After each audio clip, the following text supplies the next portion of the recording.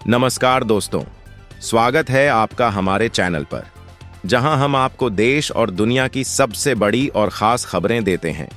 आज की हमारी रिपोर्ट हर भारतीय के लिए गर्व की बात है। दुनिया के सबसे ताकतवर देशों की नई रैंकिंग जारी कर दी गई है। जी हां, ग्लोबल फायर पावर ने 2025 की सैन्य शक्तियों की रैंकिंग पेश की है, जिसमें यह बताया गया है कि किस देश की सेना कितनी ताकतवर है। दोस्तों, इस रैंकिंग में 145 देशों को शामिल किया गया है। सबसे पहले बात करते हैं टॉप 3 देशों की। हमेशा की तरह पहले नंबर पर अमेरिका है, दूसरे नंबर पर रूस और तीसरे नंबर पर चीन। और हमारे देश भारत ने चौथे स्थान पर अपनी जगह बनाई है। लेकिन दोस्तों, इस रैंकिंग के साथ एक दिलचस्प और गर्व करने वाली बात सामने आई है। भले ही भारत को चीन से पीछे दिखाया गया हो, लेकिन भारतीय सेना के बारे में जो तथ्य बताए गए हैं वो हर भारतीय का सीना गर्व से चौड़ा कर देंगे। चलिए पहले जरा पाकिस्तान और बांग्लादेश की रैंकिंग पर नजर डालते हैं। पाकिस्तान इस साल टॉप 10 से भी बाहर हो गया है। जी हां, पाकिस्तान जो पिछले साल 9वें नंबर पर था, अब सीधे 12वें नंबर पर फिसल गया है। और मजेदार बात यह है कि पाकिस्तान लगातार चीन से हथियार खरीद रहा है, लेकिन रिपोर्ट के अनुसार चीन से खरीदे गए ये हथियार ज्यादातर कबाड़ साबित हुए हैं। अब बांग्लादेश की बात करें तो वह इस सूची में 35वें नंबर पर धक्के खा रहा है।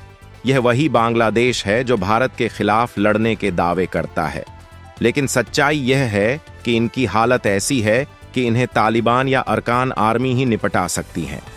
अब लौटते हैं भारत और चीन की तुलना पर।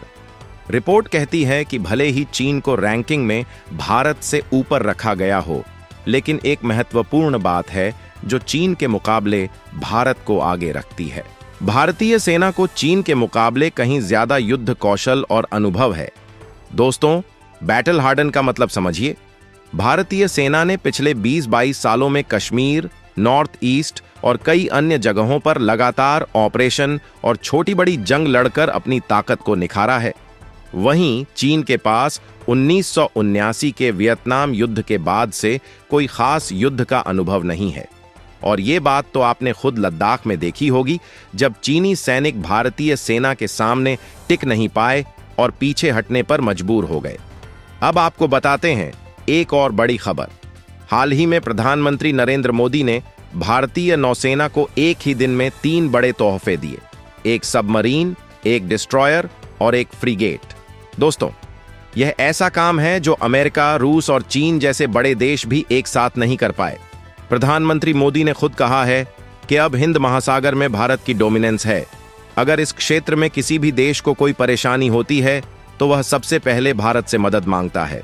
सिर्फ सैन्य शक्ति ही नहीं दोस्तों, भारत अब आर्थिक मोर्चे पर भी तेजी से आगे बढ़ रहा है। आपको याद होगा कि 2014 में भारत फ्रेजा 5 यानी दुनिया की 5 सबसे कमजोर अर्थव्यवस्थाओं में शामिल था, लेकिन आज भारत दुनिया की 5वीं सबसे बड़ी अर्थव्यवस्था बन चुका है। और अगर इसी गति से प्रगति होती रही तो जल्द ही हम तीसरे स्थान पर होंगे। तो दोस्तों, ये थी हमारी आज की खास रिपोर्ट। भारत की इस उपलब्धि पर आपकी क्या राय है, हमें कमेंट सेक्शन में जरूर बताएं। साथ ही इस वीडियो को लाइक करें, अपने दोस्तों के साथ शेयर करें और चैनल को सब्सक्राइब करना न भूलें।